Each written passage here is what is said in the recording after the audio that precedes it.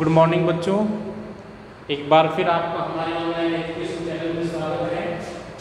तो एक बार फिर हम एक नया वीडियो लेकर आपके सामने उपस्थित हैं।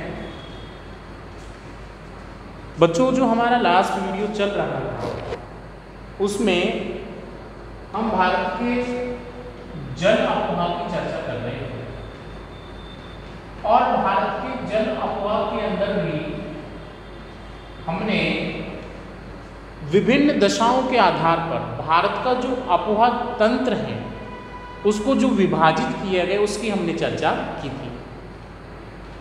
एक तो हमने दिशागत आधार पर भारत के अफवाह तंत्र की चर्चा की थी कि भारत को दिशागत आधार पर कौन कौन से भागों में बांटा है। तो वहाँ जो विभाजन था उत्तरी भारतीय जल अफवाह तंत्र के रूप में और दक्षिणी भारतीय जल अफवाह तंत्र के रूप में। उसके बाद में हमने नदियों के द्वारा जो जल को विसर्जित किया जाता है, अंत में पानी को जहाँ ले जाकर डाला जाता है, उसके आधार पर भारतीय जल अफवाह तंत्र को विभाजित किया था। और वहाँ भी दो दशाएं निकल कर आई थी, बंगाल की खाड़ी का अफवाह तंत्र और अरब सागर का अफवाह तंत्र। और एक हमने नदियों का जो जल ग्रहण क्षेत्र होता है, कैचमेंट जो एरिया होता है, उसके आधार पर भारत की नदियों का विभाजन किया था, भारत के जल अफवाह क्षेत्र का विभाजन किया था। तो वहाँ तीन दशाएं निकल कर आई थी। मुख्य या बड़ी नदी द्रोणियाँ जिनका क्षेत्रफल 20,000 वर्ग किलोमीटर से ज़्यादा था, मध्यम नदी द्रोणियाँ जिनका क्षेत्रफल 2000 से लेकर 19,999 वर्ग किलोमीटर था, और छोटी या निम्न नदी द्रोणियाँ जिनका क्षेत्रफल 2000 वर्ग किलोमीटर से कम था। तो तीन चीज़ें निकल के आई थी विभाजन की प्रक्रिया के आधार। अब उन सभी चीज़ों को यदि हम ध्यान में रखें तो हमारे सामने एक चीज़ निकल कर आती है कि उद्गम की प्रवृत्ति, क्षेत्रफल और स्थिति के आधार पर इन सब दशाओं को यदि हम आधार मान लें तो हमारे सामने जो भारत का अफवाह तंत्र है वो मुख्य रूप से दो दशाओं को प्रदर्शित करता है कि नदियों की जो उत्पत्ति हो रही है वो या तो उत्तरी भाग से हो रही है और या फिर कहाँ से हो रही है, दक्षिणी भाग से हो रही है। तो इन दोनों आधार, उद्गम की स्थिति को यदि हम आधार मान ले बच्चों, तो भारत का जो जल अफवाह तंत्र है उसको मुख्य रूप से दो भागों में विभाजित किया गया। कौन कौन सा है? हिमालय अफवाह तंत्र, हिमालय अफवाह तंत्र, या उत्तरी भारतीय अफवाह, उत्तरी भारतीय अफवाह तंत्र, या तो इसको हिमालय अफवाह तंत्र कह दीजिए और या आप इसको उत्तरी भारतीय जल अफवाह तंत्र कह दीजिए, एक ही बात है। और जो दूसरा निकल के आया बच्चों को, कौन सा निकल के आया? प्रायद्वीपीय अफवाह तंत्र, प्रायद्वीपीय अफवाह तंत्र, अफवाह तंत्र। और इस प्रायद्वीपीय अफवाह तंत्र को ही बच्चों आप ऐसा भी कह सकते हैं दक्षिणी भारतीय जल अफवाह तंत्र, दक्षिणी भारतीय जल अफवाह तंत्र। तो दो चीजें हमारे सामने निकल कर आ चुकी हैं अभी तक। या तो अफवाह तंत्र को हिमालय अफवाह तंत्र कहा जाए और हिमालय अफवाह तंत्र को ही क्या कहेंगे, उत्तरी भारतीय जल अफवाह तंत्र कहेंगे, या फिर दूसरा जो निकल के आए प्रायद्वीपीय भारतीय अफवाह तंत्र आ गया और प्रायद्वीपीय भारतीय अफवाह तंत्र का दूसरा नाम क्या होगा, दक्षिणी भारतीय। तो नदियों में जो उद्गम की प्रवृत्ति देखने को मिलती है, नदियों का जो निकास देखने को मिलता है, नदियों की जो क्षेत्रफल की स्थिति वो है और नदियों को जो पानी प्राप्त होता है, इन सभी दशाओं को आधार मानकर बच्चों हमारे भारत के जल अफवाह तंत्र को मुख्य रूप से इन दो भागों में विभाजित किया जा सकता है। अब हम आज जो चर्चा करने वाले हैं, सबसे पहले हम चर्चा करते हैं हिमालय अफवाह तंत्र की या उत्तरी भारतीय अफवाह तंत्र। तो ये जो हिमालय अफवाह तंत्र है या जो उत्तरी भारतीय अफवाह तंत्र है, ये कहाँ से उद्गमित होता है, या फिर हम ऐसा कहें कि इसका उद्गम कैसे हुआ है, और उद्गम के साथ साथ हम ऐसा कहें कि विकास कैसे हुआ है, कौन कौन सी दशाएं देखने को मिलती, तो वो सारी चीजें जो हैं उनकी हम चर्चा करने वाले हैं हिमालय अफवाह तंत्र के। ठीक है, अब देखो इस हिमालय अफवाह तंत्र को समझने से पहले आपको उत्तरी भारत में जो पर्वतीय भाग है उसकी स्थिति को जानना बहुत आवश्यक हो जाता है। देखिए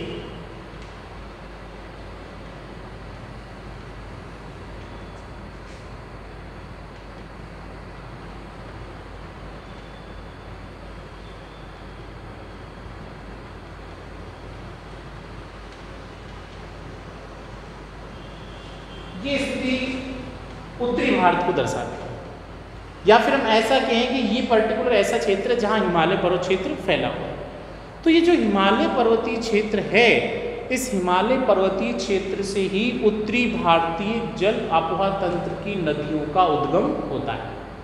हिमालय आबोहवा तंत्र की जितनी भी नदियाँ हैं बच्चों, उनमें से अधिकांश नदियाँ इस हिमालय पर्वतीय क्षेत्र से ही निकलती हैं। अब हिमालय पर्वतीय जो क्षेत्र है वो कैसा क्षेत्र है? एक नवीन क्षेत्र है, एक युवावस्था वाला भाग है, विवर्तनिक दृष्टिकोण से सक्रिय क्षेत्र है। तो ऐसी स्थिति का यहाँ पे ढाल की मात्रा भी ज़्यादा पाई जाती है। तो इस हिमालय पर्वतीय क्षेत्र का जो स्वरूप है वो हमें नवीन विकसित क्षेत्र के रूप में देखने को मिलता है। और हिमालय पर्वतीय जो आबोहवा तंत्र है उसका विकास भी एक लंबे समय की देन, ऐसा नहीं कि अचानक ही यहाँ पर नदियों का विकास हो गया हो। इस यहाँ पे नदियों का विकास होने के लिए एक लंबा समय लगा है। तो इस हिमालय पर्वतीय क्षेत्र में हिमालय जो पर्वत ऊंचा भाग है और हिमालय पर्वतीय क्षेत्र की जो नदियाँ निकलती हैं उनको पानी की जो प्राप्ति होती है वो भी दो माध्यमों से होती है। एक तो वर्षा के द्वारा प्राप्त होने वाले जल के रूप में, और दूसरा बर्फ के पिघलने से प्राप्त होने वाले जल के रूप में। तो हम ऐसा कहें इन दोनों जो दशाएं थी उनमें भी जो दूसरी दशा थी, वर्षा के माध्यम से जो पानी प्राप्त होता है वो यहाँ गौण फैक्टर के रूप में है, लेकिन जो बर्फ के पिघलने से जो पानी प्राप्त होता है वो यहाँ मुख्य फैक्टर के रूप में है। तो जो हिमालय पर्वतीय आबोहवा तंत्र है या उत्तरी भारतीय जल आबोहवा तंत्र है उसमें जो नदियों को जल की प्राप्ति होती है बच्चों, वो मुख्य रूप से इस हिमालय पर्वत पर जो बर्फ जमी होती है, गर्मी प्राप्त करके वो बर्फ जब पिघलती है तो पिघलने से पानी की प्राप्ति होती है।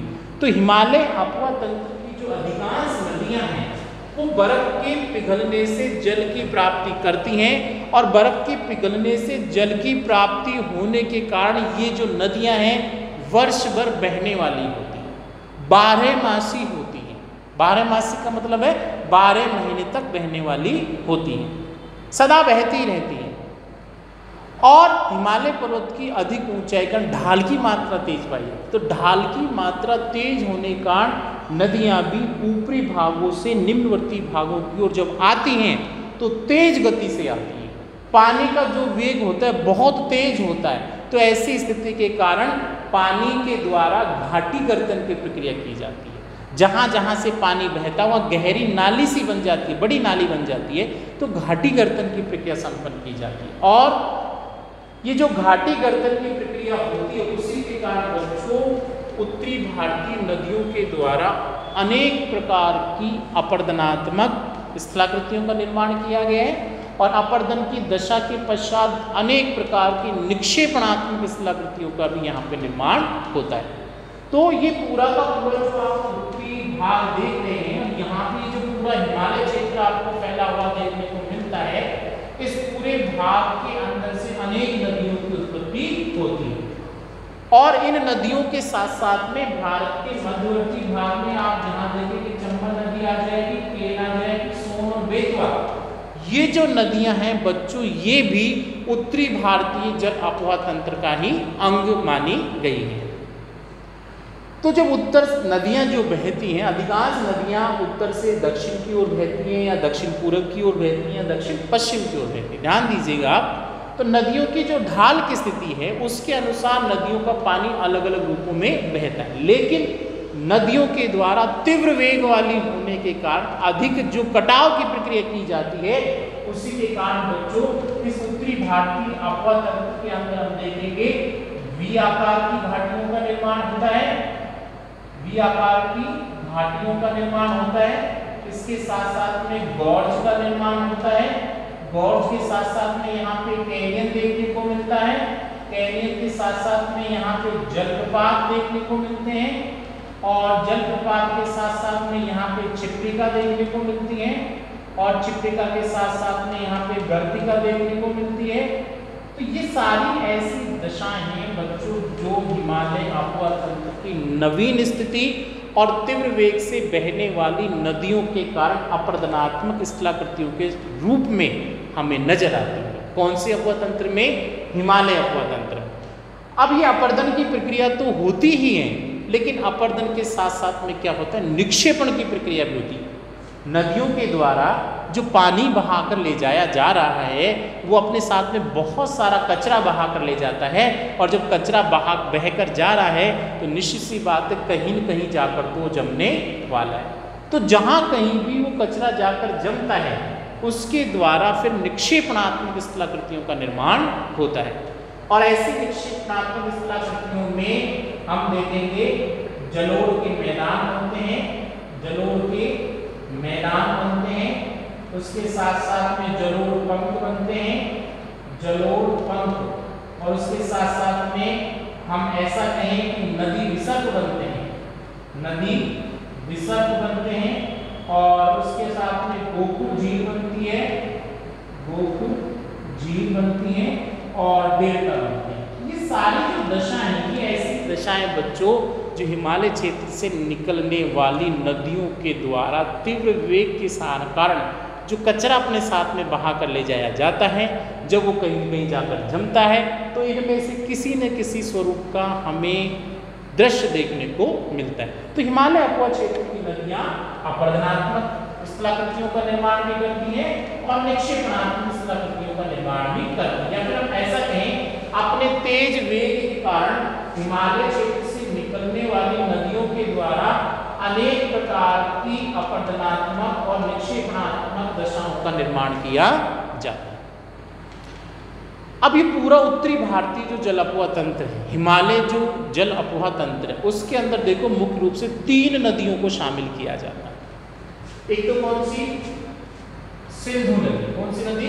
सिंधु। एक है गंगा नदी और एक है ब्रह्मपुत्र नदी। ये 3 नदियां हैं जो मुख्य रूप से उत्तरी भारतीय जल अफवाह तंत्र का प्रतिनिधित्व करती हैं, और इनकी सहायक नदियां भी हैं। तो इन तीनों मुख्य नदियों और इनकी सहायक नदियों के द्वारा अपरदन की प्रक्रिया के कारण जो कचरा लाया जाता है उसके कारण कभी कभी मार्ग भी अवरुद्ध हो जाता है, नदियों का मार्ग ही अवरुद्ध हो जाता है।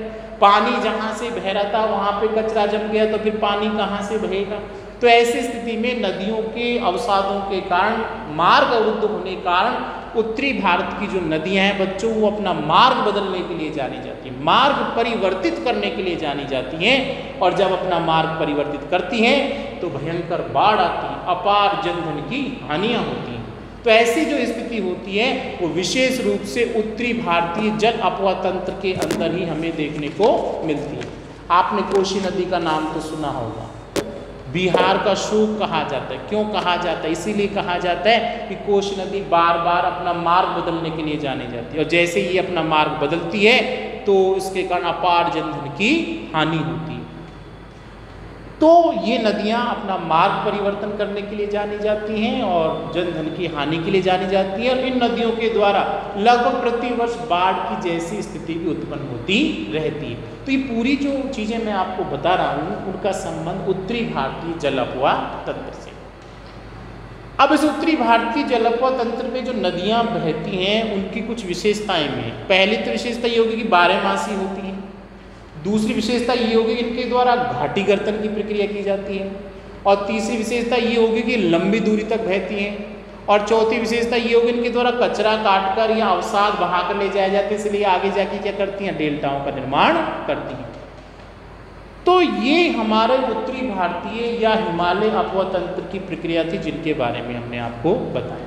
चलो अब आगे चलते हैं कि ये जो हिमालय अफवाह तंत्र है इसका विकास कैसे, ये जो वर्तमान स्वरूप इसका हमको देखने को मिलता है वो क्यों देखने को मिलता है, और इसका वर्तमान स्वरूप हमारे सामने कैसे आया, ये कैसे निर्मित हुआ, तो हिमालय अफवाह तंत्र का विकास कैसे हुआ।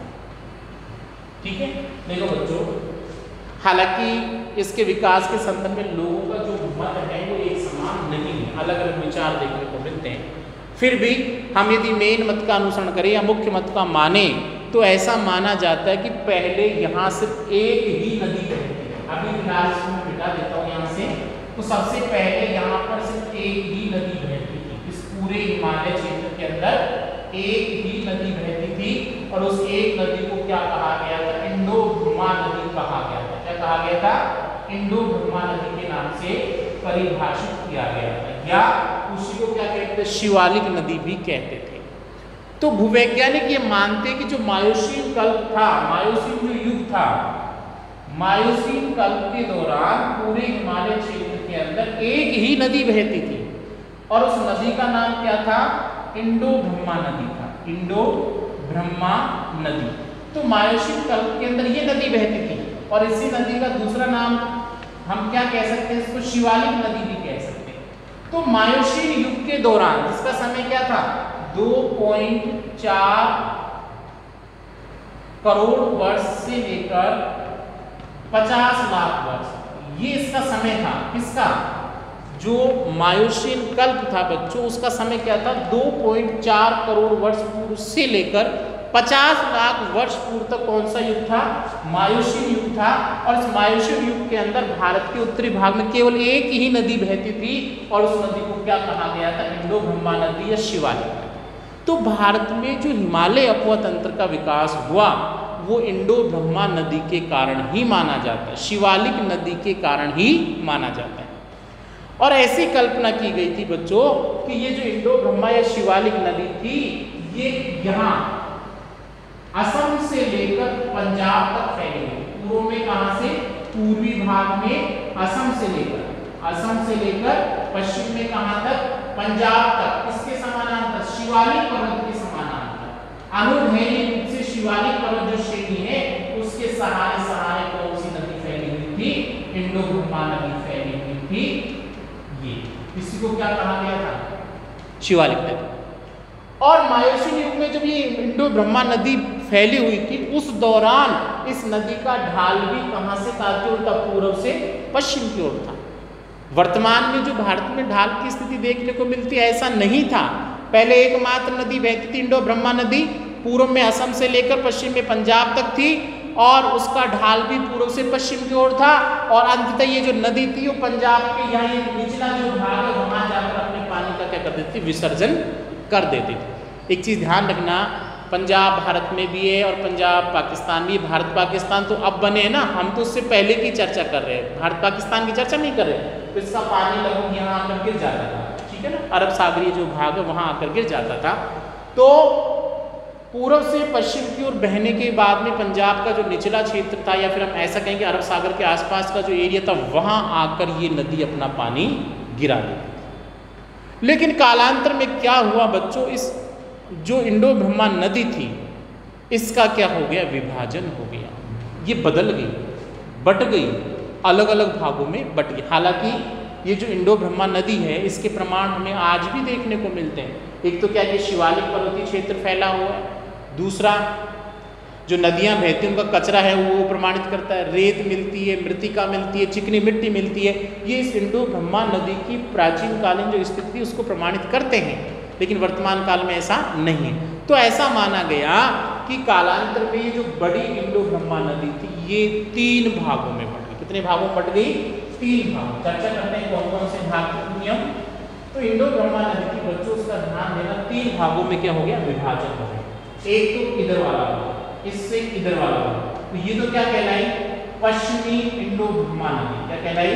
पश्चिमी इंडो-ब्रह्मा नदी। क्लियर? ठीक है।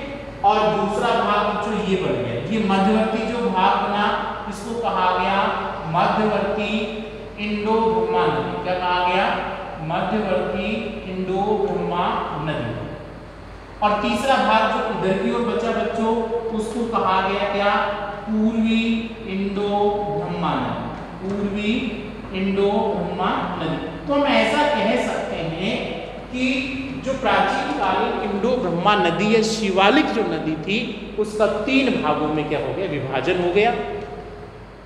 अब ये विभाजन की जो प्रक्रिया संपन्न हुई उसके कारण एक मुख्य नदी 3 भागों में बट गई और विभाजन की ये जो प्रक्रिया रही बच्चों, वो माना जाता है कि मुख्यतः प्लेस्टोसीन काल में हुई थी। प्लेस्टोसीन काल में हुई विभाजन की ये जो प्रक्रिया हुई, शिवालिक जो नदी थी या इंडो ब्रह्मा नदी में जो विभाजन हुआ, वो कौन से युग में हुआ? प्लेस्टोसीन युग के दौरान हुआ। और प्लेस्टोसीन युग के दौरान विभाजन की प्रक्रिया का मेन कारण जो रहा वो क्या रहा? हिमालय का ये जो पश्चिमी भाग था, यहाँ जो फैला हुआ था, या फिर हम ऐसा कहेंगे जो कोटवार बेसिन मिलता है, कोटवार बेसिन या फिर कोटवार का जो पठार मिलता है, कोटवार का पठार या हिमालय का जो पश्चिमी भाग था, वो धीरे धीरे क्या करने लगा? ऊपर की ओर उठने लगा। तो इस वाले भाग में जब हिमालय का पश्चिमी भाग ऊपर की ओर उठा, कोटवार का पठार ऊपर की ओर उठा, तो इसने इस नदी को क्या कर दिया? बीच में से तोड़ दिया। नदी बीच में टूट गई, मतलब बीच में जो नदी बह रही थी उसके बीच में पठार आ गया। ऐसी स्थिति में इधर का पानी इधर रह गया और इधर का पानी इधर। अब जब यहाँ पठार बना तो ये जो धार यहाँ से यहाँ की ओर था, या ये भाग अचानक कैसा हो गया? ऊंचा हो गया। तो ऊंचा होने का इसका ढाल इधर से इधर की ओर होने के बजाय इधर से इधर की ओर हो गया वापस। अब ऊंचा भाग तो किधर हो गया? यहाँ हो गया, और नीचा भाग कहाँ की ओर? इधर की। तो पानी जो उधर से इधर की ओर आया था, पानी इधर से इधर की ओर जाने लग गया। यानी स्थिति कैसे विपरीत हो गई। तो इस कोटवार के पठार के इधर वाला जो भाग था बच्चों, वो तो क्या कह रहा है? पश्चिमी इंडो ब्रह्मा नदी, और जिसे आज हम सिंधु नदी तंत्र के नाम से जानते हैं। इसके नाम जानते हैं सिंधु नदी। ये पूरा जो भाग है यहाँ से, ये क्या कहलाता है? सिंधु नदी तंत्र कहलाता है।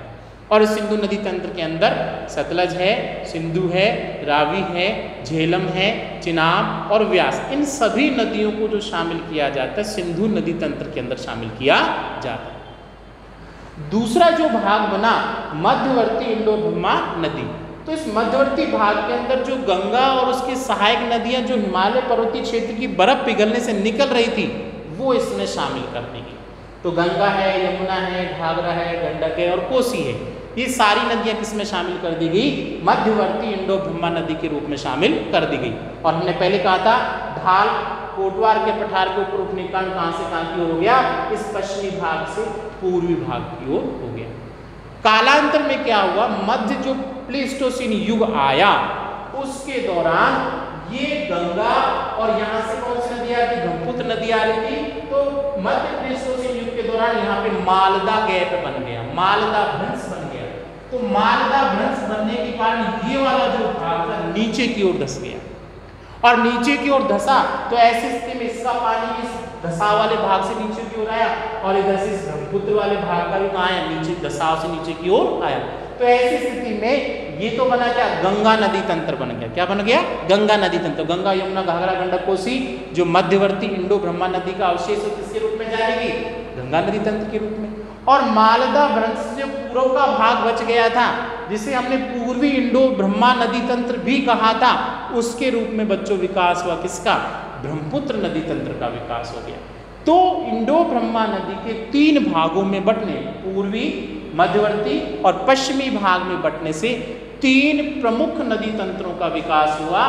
ब्रह्मपुत्र नदी तंत्र, गंगा नदी तंत्र और सिंधु नदी तंत्र। और ये नदी तंत्र जो है बच्चों, ये ही आज हमारे सामने हमें देखने को मिलते हैं। और इन्हीं नदी तंत्रों के रूप में हमें बहुत सारी नदियां देखने को मिलती हैं, और ये सारी की सारी नदियां किसमें शामिल की जाती हैं? उत्तरी भारतीय जल अपुहा तंत्र के रूप में शामिल की जाती है। तो ये जो था बच्चों, ये था हिमालय अपुहा तंत्र, और उसका जो विकास हुआ वो किस प्रकार से हुआ, जिसकी चर्चा हमने इस वीडियो में की थी। तो बच्चों ये आज का जो हमारा वीडियो है यही समाप्त होता है। नेक्स्ट वीडियो में हम नेक्स्ट अपुहा तंत्र की चर्चा करेंगे।